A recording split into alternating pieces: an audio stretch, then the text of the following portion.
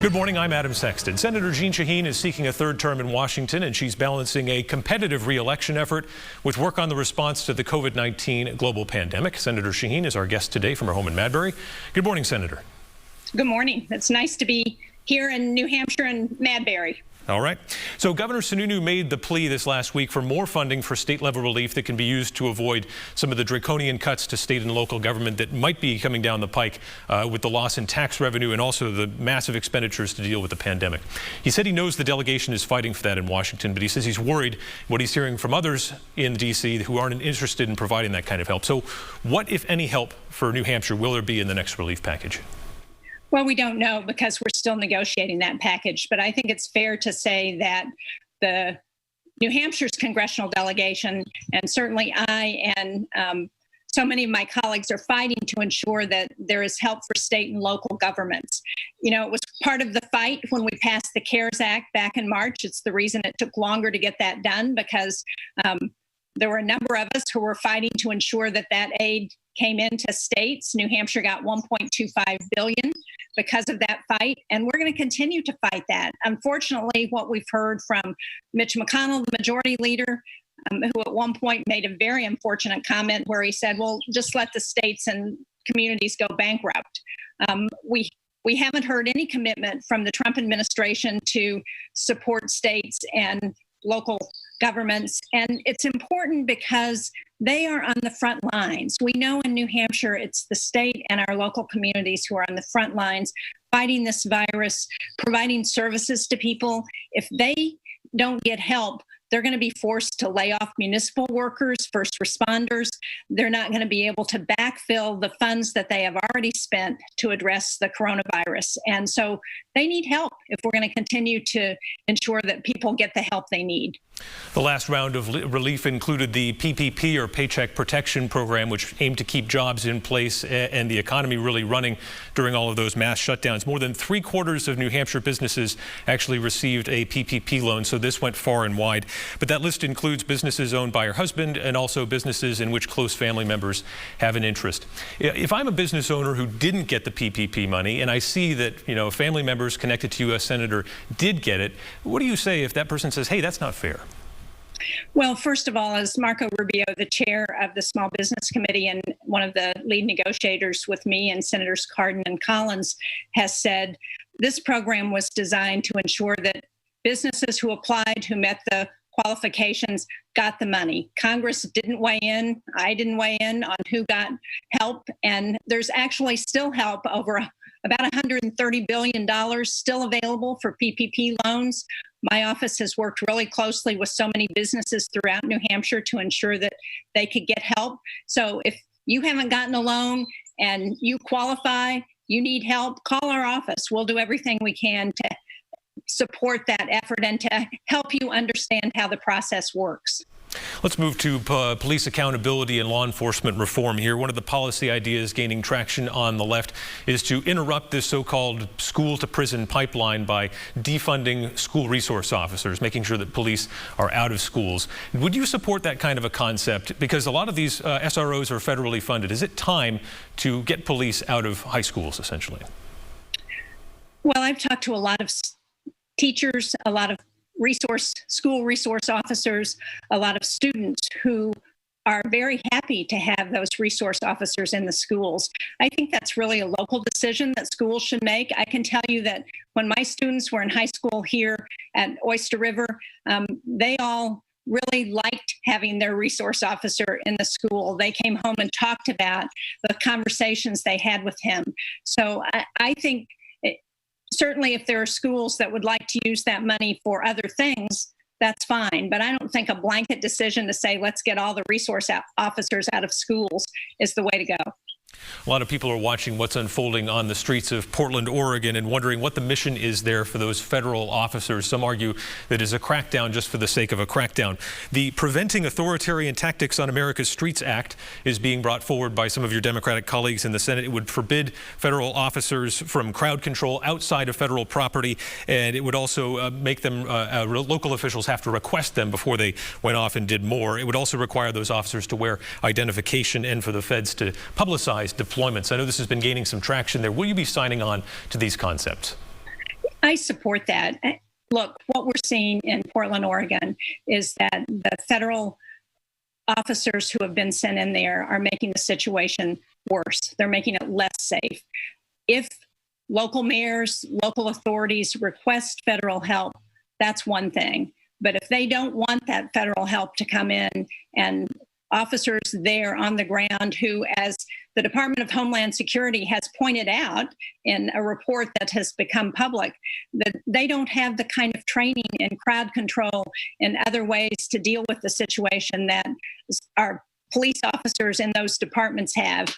And so to have them there making the situation less safe for the residents is not what we should be doing. Do you agree with Senator Merkley's characterization that this is a, quote, secret police force? Well, I think he's saying that because the officers have not been identified. I think, again, we should not send in officers when the local authorities do not want them there, and when it's very clear in Portland that they have made the situation worse, not better.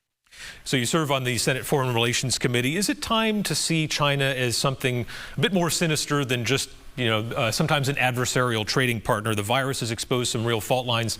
Of course, some argue China's human rights violations against the Uyghur minority in the Xinjiang province are approaching now something equating a cultural genocide. So is it time to take a new approach on China? I think China has been a threat to the United States, not just economically, but militarily for some time. And if we look at our national defense strategy, they point out that we are back in an era of great power competition against both Russia and China. And if we look at not just the crackdown, really putting Uyghurs in prison and concentration camps, the crackdown in Hong Kong, where they're taking away liberties that were part of the agreement when Hong Kong again became part of China. If we look at the militarization in the South China Sea that China is doing, if we look at their Belt and Road Initiative, where they have taken over 13 ports in Europe, and in 40 of 55 countries in Africa, they have taken either territory or ports. China is definitely a threat, and we need to have a better strategy to deal with China. We need to have a consistent message that deals not just with trade, but that recognizes the military threat that they pose to the United States. Moving back to the home front here and the election, if Democrats are able to sweep the White House and the Senate, and you're back in the majority again in the U.S. Senate, will you be supporting a constitutional amendment to abolish the Electoral College and bring about a national popular vote? I would have to see what that looks like, Adam. I think we need to take a look at that issue, especially if we have another election where it's not, the Electoral College doesn't match up with the popular vote. I hope that's not going to happen. But I remember as a student in high school civics talking about this issue, and the teacher saying, well, that hasn't happened in this century, and now it's happened twice in the last 30 years. So I really think we need to take a look at it.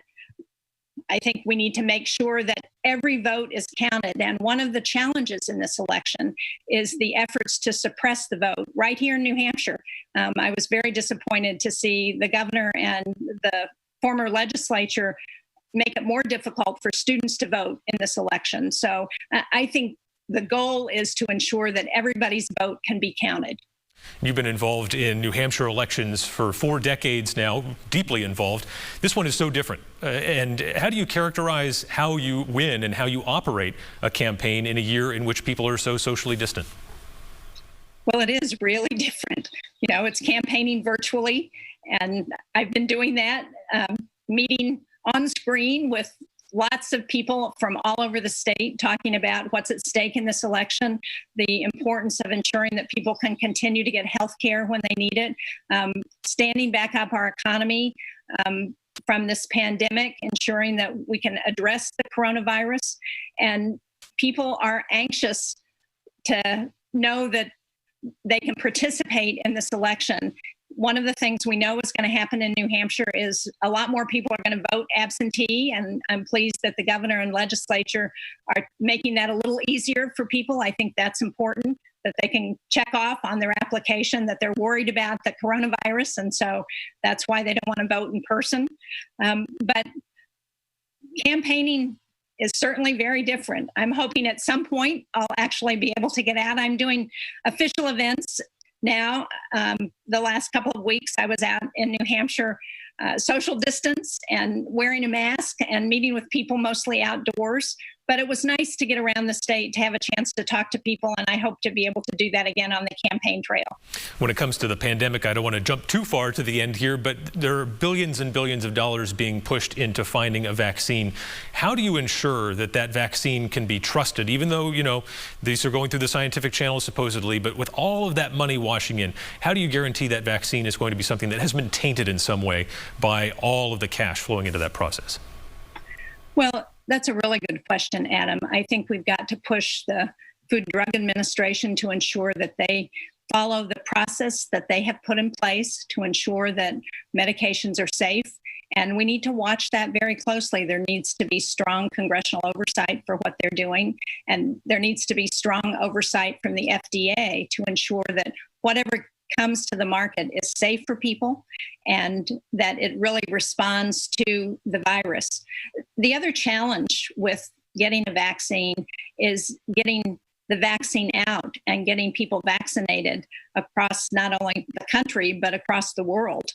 So that's going to be a huge undertaking. You know, I remember as a kid getting the polio vaccine and being lined up in schools and everybody, you know, all of us getting our shot for polio. And it was viewed as such a savior for so many people and for kids. And hopefully we will have the ability to get out any new vaccine on the coronavirus once it's determined to be safe in a way that will ensure that the most vulnerable are able to get it first and that it's available to everybody who needs it. Senator Shaheen, thanks for joining us on Close Up. We'll see you out there, hopefully in the weeks ahead on the distanced campaign trail. Yes, or maybe in person at some point. I know, right? Imagine that. Thanks for your time.